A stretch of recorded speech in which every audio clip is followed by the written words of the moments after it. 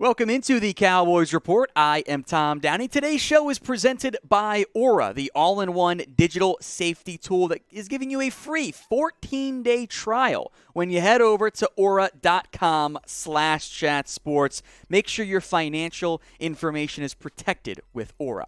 We begin today's show with some, I think, kind of burying the lead from ESPN news on Michael Gallup. Todd Archer had done a 53-man roster projection, which we'll react to as part of tomorrow's live show, by the way.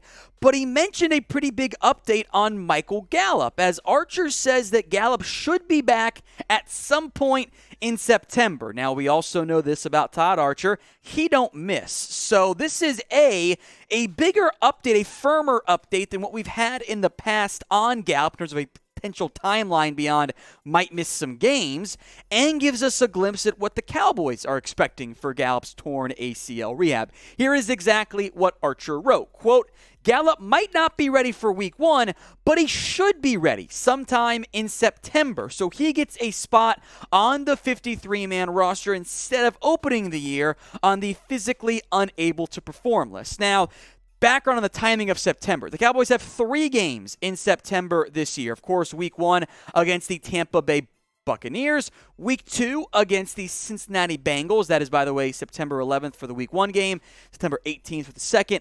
Week 3 against the Giants, September 26th, Monday Night Football, then October 2nd against the Commanders. So that would make him miss 3 games at most. The PUP list rules did change, by the way. It is now down from 6 games missed to 4. But I think he's going to miss, if they think he's going to miss 3 at most, or maybe 2, returning from Monday Night Football, hypothetically, makes sense to keep him on that 53-man roster. More on Gallup coming up, and we will do our own roster projections, so make sure you're subscribed, of course. But we'll be live for every Cowboys game this year. We have fun with our watch parties, getting maybe a little bit tipsy, sometimes more than that, reacting to the game live, having fun along the way. It is one of my favorite things we do here at Chat Sports at the Cowboys Report. So make sure you're subscribed for daily videos and live coverage of every single Cowboys game. All right, on to Gallup. He, of course, wasn't that productive last year. Injuries playing a significant part in that problem. He missed a lot of time. But the hope for the Cowboys, he looks more like the 2019 version when he wasn't hurt and his quarterback wasn't. The last time both guys were healthy, he's a 1,000-yard receiver with 6 touchdowns as a vertical threat. If he only misses, let's go with the conservative side, 3 games, I feel better about the Cowboys room than the uncertainty of who knows how long he'd be out. Could be 4, could be 5, could be 6. If it's only 3, I think you can survive without him with Jalen Tolbert, James Washington, hypothetically Simi Fehoko, Noah Brown, TJ Vasher, somebody else stepping up, with CeeDee Lamb in theory emerging as a true wide receiver 1 for this team. So I want you guys to make your predictions. Now we've got a bit of a better time frame here. What week will Michael Gallup return to the Dallas Cowboys? Week 1, 2, 3? Is it longer than what Archer said, 4, 5, or more? This is the pinned comment on today's video. So if the ad break comes here on YouTube, take advantage of it. Head down there and let me know what week you think Gallup returns to America's team. Time for some free agency rumors now. This one on Ndamukong Suh.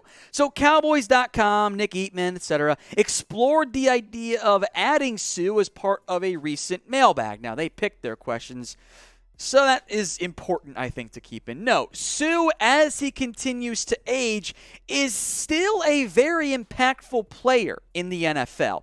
The Cowboys, it's also worth mentioning, have never shown interest really in him in the past. Here was what Nick Eatman responded, and it was the answer, I should say, on signing Suh.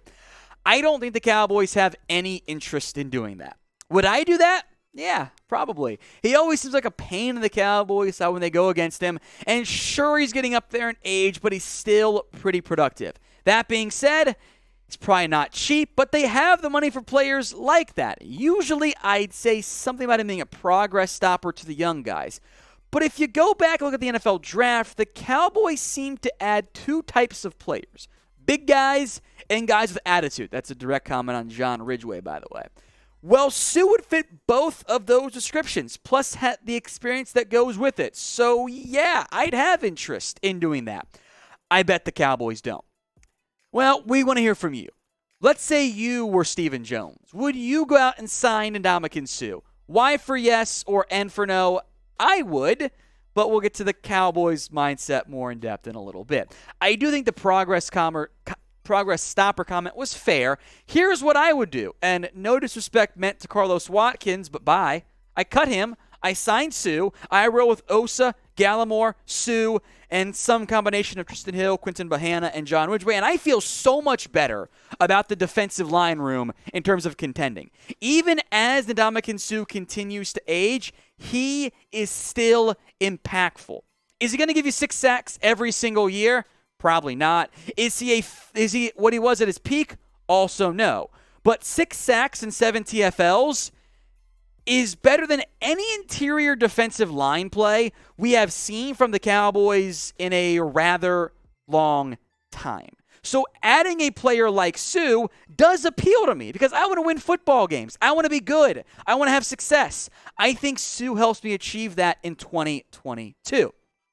But this is the Cowboys and their gobs of salary cap space they refuse to spend. So be honest with me. What is the % chance you think the Cowboys actually go out and sign Suh? Drop that figure in the comments section. We really should know the drill by now, folks. It's low. I'm talking 5-10%. I put him on my list of 5 free agents who can start. I believe that he could. I would be hyped about it. I'm also not going to get my hopes up. This is a team that signed 3 free agents this year, and maybe 1 or 2 of them is actually guaranteed a roster spot this year. So, no, I'm not going to get my hopes up for signing Suh because the Cowboys have shown us they don't want to spend any money in free agency this year. Speaking of money, if you want to keep your financial information safe and secure, as I'm sure like most people, you spend more time online than ever, you've got to give Aura a shot. And they're giving you a free 14-day trial when you head over to aura.com/chatsports. That link will be in both the comments section and in the description of today's video. So go try it out. Get near real-time alerts on any and all suspicious credit inquiries and activities and everything. It's a free trial. You can cancel at any time. So there is no reason not to at least see how it goes. 14-day trial, Aura, that's free by the way, aura.com/chatsports. I'll put that link in the comment section and in the description of today's video. Let's move now to Trysten Hill. And again, Todd Archer kind of buried the lead a little bit here. He said the Cowboys could trade Trysten Hill before the year. His exact line was, quote, perhaps Hill could be trade material later in the summer. I buy this, and this is something we've talked about for, at this point, over a year. Hill has been a big-time disappointment, and there is no sponsor, so to speak. The guys that took him, namely Rod Marinelli, is not here anymore. The defensive coordinator staff has changed over. The Cowboys would save $1.16 million with a hypothetical trade or release even of Trysten Hill. More in depth on this, but first there are 3 routes, right, to go with Trysten Hill. What will the Cowboys end up doing? Type C for they cut him, type K for they keep him, or type in T for they trade him instead. Of the 3, I kind of think trade is the least likely because I don't know what actual trade value Trysten Hill has. We have seen him play for 3 years as a developmental second-round pick. And in 3 years, not a singular season, he has 37 tackles, 2 TFLs, and a half sack. There have been moments of flash, of impact, of disruption. I acknowledge all of that. But in 18 career games over 3 years, A, you haven't been healthy, and when you've been available, you haven't been impactful. That does not garner interest in the NFL. So I would say it's more likely he ends up getting cut than he gets traded. But yes, I would happily trade him if I were the Dallas Cowboys. I don't know if Hill's going to make this team. Odighizuwa, Gallimore, and kind of Watkins fit more of that 3 technique mold. Quinton Bohanna and John Ridgway are the fatty run stoppers. I think Trysten Hill should be defensive tackle 6 right now on this team.